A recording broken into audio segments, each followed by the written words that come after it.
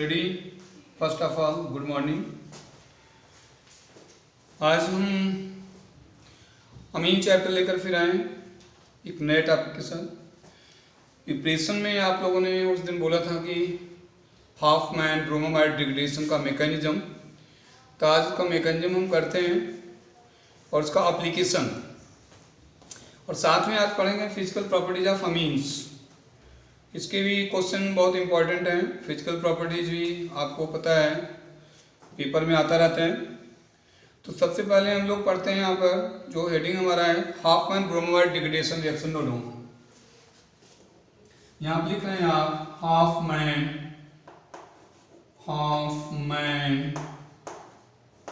Bromamide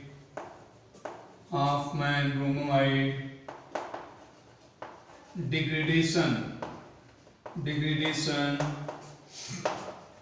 reaction. ये जो Hoffmann bromamide degradation reaction है, इसको जो हम डिग्रेड मतलब क्या होता है, कम होना। तो ये जो है नंबर ऑफ कार्बन यहाँ डिक्रीज हो जाते हैं। नंबर ऑफ वन कार्बन लिख लो, one carbon atom decreases from parent chain,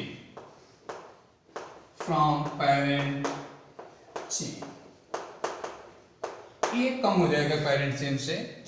अब क्वेश्चन है कि कैसे कम होता है, क्या इसके आइडियाज हैं, तो उसको हम करते हैं। सबसे पहले लेते हैं इमाइड, जिससे बनता है RC+O NNH2, इससे बोलते हैं 1 degree amide. Try to understand. आपको इमाइड ग्रुप भी पता होना चाहिए कि CONH2 इमाइड ग्रुप है, एल्काइल ग्रुप जुड़ा हुआ है, प्लस यहाँ पर Br2 है 1 मोल। ध्यान देना 1 मोल, क्योंकि मोल भी कभी कभी क्वेश्चन आया हुआ है, और plus 4 mole of NaOH। NaOH की जगह हम KOH ले सकते हैं, आपकी मर्जी है, क्योंकि बेसिक मीडियम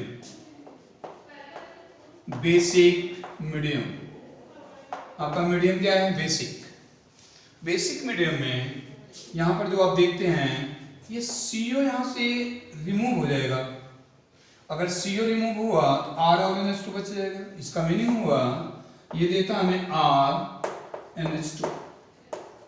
अब अगर RNH2 बचता है यहाँ से, इस चीज में CO एक कम होता है, तो यहाँ पर क्या लिखा गया है, number of one carbon decreases from parent chain में जितने कार्बन थे एक कार्बन कम हुआ है। ये कार्बन है, पता है आपको, ये कार्बन है, एक कार्बन कम हो रहा है। ये क्या है, 1 डिग्री में, दिस इज 1 डिग्री में प्लस यहाँ पर क्या है Br जो है किसके साथ जाएगा, Na के साथ। एक Br को ले जाने के एक सोडियम कैरी कर सकता है, क्योंकि सोडियम का चार्जेस क्या है 1/2, Br का क्या है 1/2, 2 Br है, 2 NaBr जाने, 2 NaBr, क्योंकि यहाँ 4 सोडियम है, 2 सोडियम जा चुके Br के साथ, अभी 2 सोडियम बाकी हैं, और यहाँ ऑक्सीजन भी बाकी है, यहाँ अभी CO निकला हुआ है।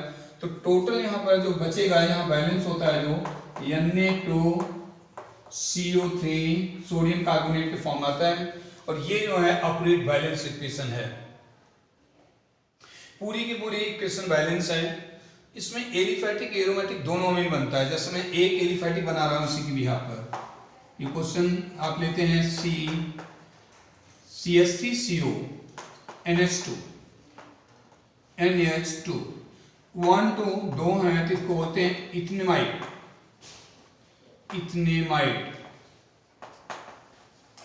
अब यहाँ पर इथेनेमाइड में आप क्या कर रहे हैं, प्लस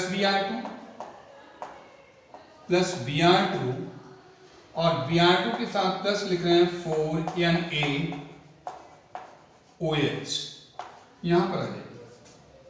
तो यहाँ क्या होने वाला है, 2 NaBr जाना, तो राइट हियर 2 NaBr। हमने क्या बोला था, ये CO को यहाँ से हटा देना है, CO को हटा देना है, CO हटने के बाद जो लेफ्ट होगा तो चेक करो क्या बनेगा, CH3 और NH2, CH3 and next one is NH2 and plus में यहाँ पर CO चला जा रहा है, यहाँ Br निकला हुआ है, 2n ले गया इसको, plus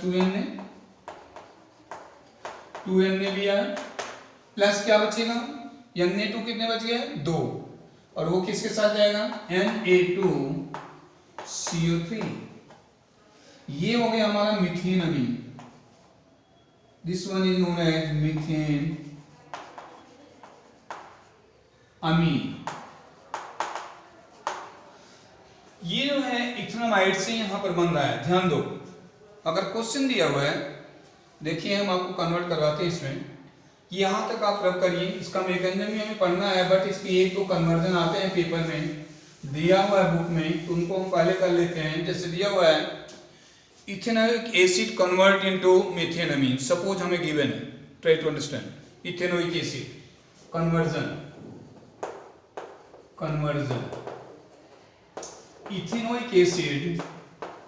ethanoic acid convert into किसमें कन्वर्ट करना है, मीथेन अमीन।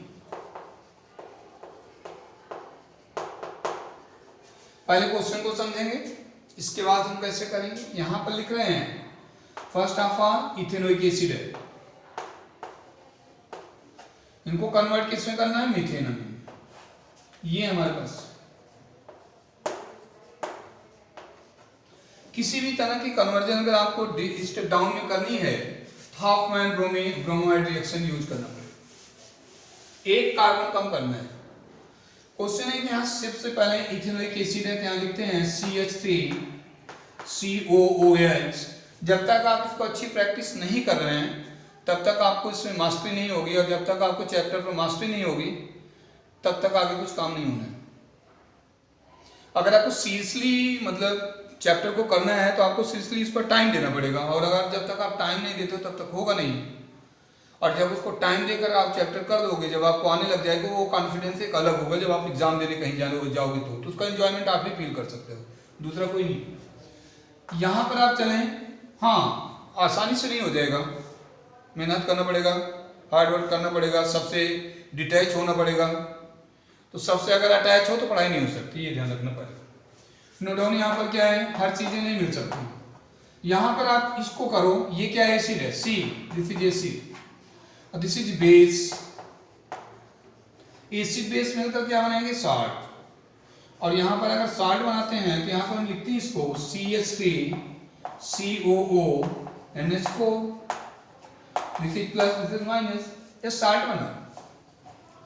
इस साल्ट को आप हीट कीजिए, अगर आप हीट करते हैं तो यहां से एक ऑक्सीजन, 1 ऑक्सीजन एंड 2 हाइड्रोजन यहां से निकालिए, -H2C। अगर H2 आप लेते हैं यहां से निकालते हैं तो आप एक बार ध्यान से देखें क्या बनेगा, ये वही बन जाएगा जहां से आप स्टार्ट हुए, तो वहीं फिर आ गए। ये आपका बन रहा है, गौर से देखो, खुद लिखने की कोशिश करो, CH3 C+O NH2, ये एमाइड हो गया, इसको लिखेंगे इथेनोमाइड। इसमें आपको बोला मैंने एक CO अगर निकल जाए तो ये चीज मिल जाएगी, ध्यान दो। CO निकालने का क्या तरीका बताया गया, हाफमैन ब्रोमाइड डिग्रेडेशन। उसके लिए क्या यूज करते हैं, Br2 और फिर यहां पर KOH। CO निकाल दो, eliminate to CO, CH3 NH2 आ गया, ये 1 डिग्री अमीन है।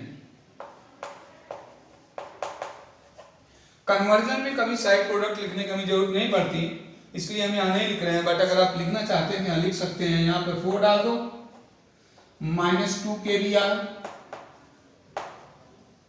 और फिर यहाँ पर हो जाएगा -K2CO3। ये आपका एक मैकेनिज्म हो गया। इसी तरह से सेम पैटर्न पर अगर हम चलें, अगर हम देखें इसको, अगर हमें एनिलीन बनाना है, ध्यान दो, तो भी इससे एनिलीन बन सकता है। जैसे अगर आप लेते हैं बेंजामाइड, ये देखो CONH2, आपको यहाँ लिखा हुआ है, पेपर में आया हुआ है, ये बहुत सिंपल क्वेश्चन लिख रहा हो, वो कह रहा है कि इसमें ये कैसे बनेगा, बस आपको यहाँ डाउट क्वेश्चन मार्क है। तो क्वेश्चन मार्क है तो हम क्या लिखेंगे, यहाँ CO हटाना है बस, और कुछ नहीं करना है। CO हटाने के लिए क्या करेंगे, Br2KOH, बस हो गया। बाकी आप साइड प्रोडक्ट अगर नहीं लिखना चाहते हैं लिख सकते हैं, नहीं लिखना चाहते हैं आप फिर 4 डालो। यहाँ पर मान लो लिखना है तो -2KBr और -K2 है CO3। ये है आपका हाफमैन ब्रोमाइड डिग्रेडेशन रिएक्शन। इसको आप एक बार अच्छी तरह से करते हो तो आपको समझ में आ जाएगा, अगर नहीं करते हो तो आपका ये रह जाएगा। आप इसको सीरियस करिए, फिर आपको समझ में आ जाएगा। तो अब हम करते हैं नेक्स्ट पर, आप आ जाइए यहाँ लिखिए मैकेनिज्म, 1 मिनट आप लिखिए फटाफट इसको।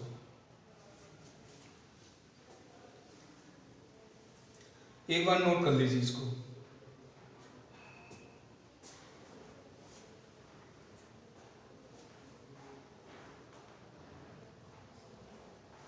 अब इसमें अगर हम करते हैं, सबसे पहले लिखो यहाँ मैकेनिज्म। किसका मैकेनिज्म कर रहे हैं, हाफमैन ब्रोमाइड डिग्रेडेशन का। यहाँ लिखो मैकेनिज्म।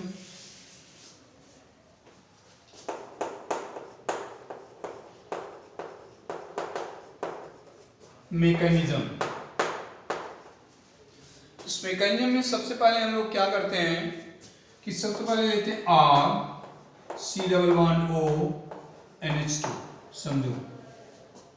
इनको हम लेते हैं यहाँ पर Br2 और KOH। आपको क्या करना है कि -CHBr यहां से निकाल के चलो,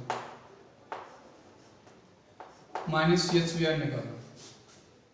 -CHBr अगर इसमें निकालते हैं तो आप इसमें जो ऐड कर रहे हैं पोर्शन, ये हो जाएगा CO, यहां पर आप आए N, फिर यहां पर H, फिर यहां पर Br। आप इसको एक तरह से और कर सकते हैं, सपोज करो इसको हाइड्रोजन के यहां से हटाएं हम, अक्यूरेट लिखो, बिल्कुल अक्यूरेट, यहां पर 1 और 2, समझो। अगर हम इनको रिएक्शन करवा देते हैं यहाँ पर, तो यहाँ पर अगर हम देखें, यहाँ पर हम एक काम करते हैं कि यहाँ पर एक OH- ले लेते हैं, वो कहां से आएगा, KOH से। इनके साथ ये रिएक्ट कर रहा है, ध्यान दो।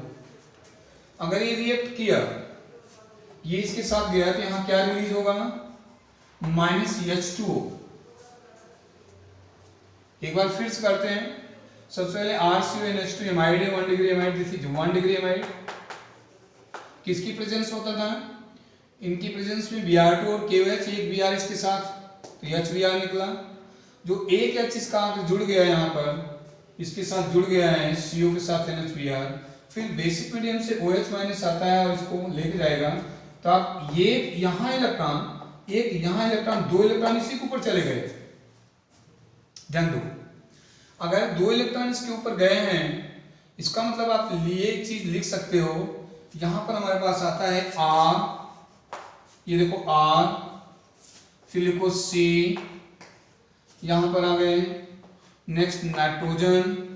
Already you have already 2 electrons, ये जब यहां जा रहे हैं, यहां पर 2 इलेक्ट्रॉन्स, आप समझो, आप इसको समझने की कोशिश करो। यह इलेक्ट्रॉन इस पर जाएंगे और यहां पर Br जुड़ा हुआ है। अब Br जुड़ा है, ये भी इलेक्ट्रॉन चला गया, तो इस पर माइनस बनना ही बनना है, क्योंकि नाइट्रोजन की कितनी वैलेंसी होती है, 5। तो यहाँ 2 इधर हो गए, 2 इधर हो गए, 4, एक इधर हो गया, एक इधर 6 हो रहा है। इसका मतलब हुआ यहाँ पर एक नेगेटिव चार्ज हो रहा है। नेगेटिव चार्ज होने की वजह से आप ये कर सकते हैं, इस केस के अंदर हम यहाँ पर अब इसको रीअरेंजमेंट जैसे आप करते हो, होगा क्या, ये जो देख रहे हो, जैसे ये Br यहाँ से निकाल दो। आप यहाँ से जो ये CO है और N के साथ तुम्हारा क्या है, यहाँ पर ये Br यहाँ से डिलीट करो। अब यहाँ पर अगर Br निकलता है, ये क्लीवेज हो जाएगा। तो इस केस में जो आप देखोगे अगले में, ये जो बन रहा है, ये हो जाएगा R C double bond O यहां पर जो आप देख रहे हो ये बन जाएगा माइनस बी आर निकालना, माइनस बी आर यहां निकालने के बाद ये बन जाएगा आर 1 और 1 1 और 2। अब इसको यहां से हटाओ, ये जो आप देख रहे हो ये इलेक्ट्रॉन इधर शिफ्ट हो जाएंगे यहां पर, और ये इसके साथ जुड़ जाएगा। तो यहां पर एक पॉइंट लिखो रीअरेंजमेंट, रीअरेंजमेंट।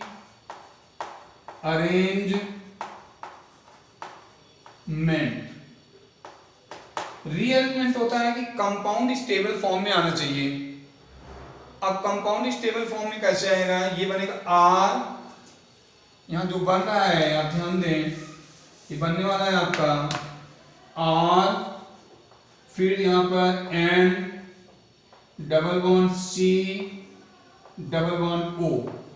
ध्यान दो सारा बैलेंस होगा, यहां 2 इलेक्ट्रॉन है, यहां गौर से देखो आर एन, यहां पर हो गया सीओ ऑलरेडी। अब करना क्या है कि इसको, ये हो गया आर एन सी ओ, यहीं पर आपको करना क्या होगा, आप इसको रिएक्शन करवा रहे हैं। अब इसके बाद इसी से अमीन आपको बनाना होगा। तो अमीन बनाने का मतलब आप इसको कर सकते हो कि यहां पर KOH ले लें हम। अगर KOH आप लेते हैं, ध्यान दो यहां पर अगर हम लेते हैं ट्वाइस, समझो अगर हम ट्वाइस लें यहां पर, तो ये आपका जो बनेगा आर इसके साथ जा रहा है यहां पर सी, ये बन गया RnH2 1 डिग्री अमीन, बहुत इंपॉर्टेंट चीज, और प्लस में K2CO3, K2CO3। बिना मैकेनिज्म का आप सारी चीजें नहीं क्लियर सकते। तो ये 1 डिग्री का अमीन है।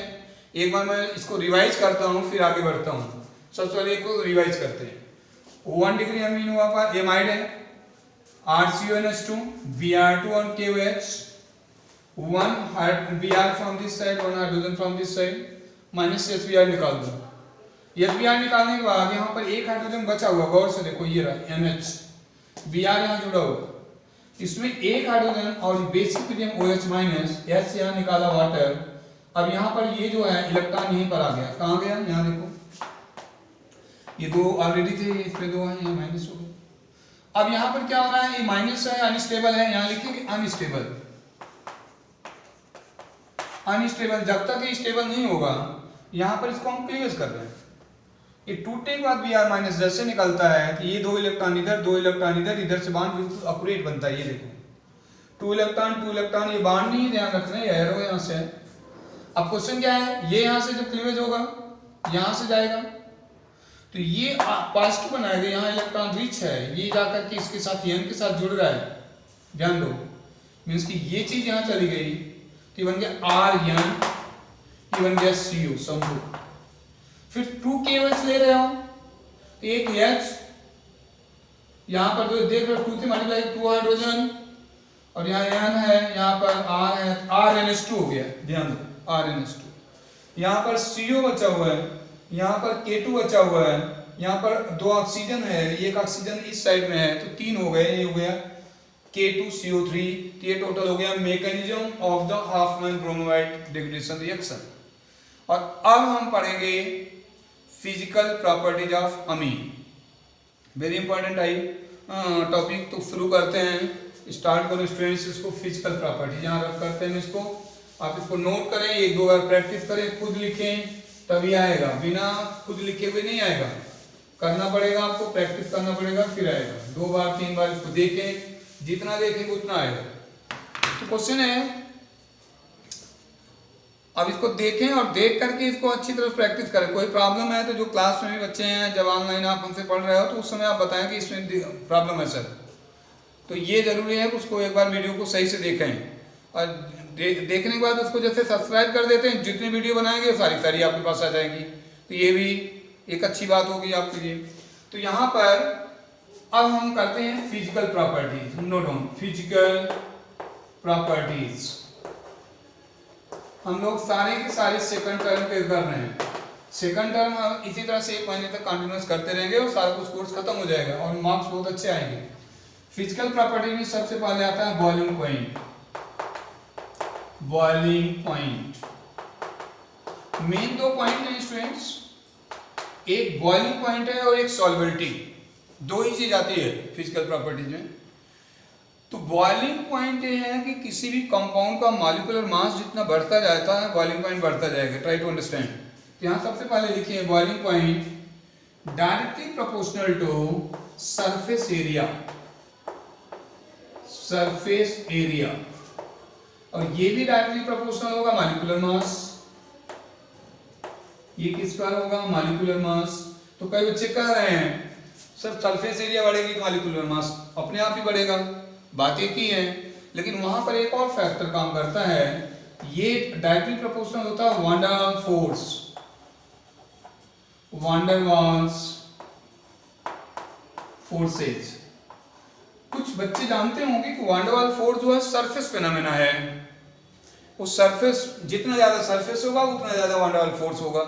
जैसे आप बोलते हैं कि इथेनमीन, मिथेनमीन, इथेनमीन का मॉलिक्यूलर वेट ज्यादा है इसलिए उसका बॉइलिंग पॉइंट ज्यादा होगा। तो बॉइलिंग पॉइंट उनका ज्यादा होगा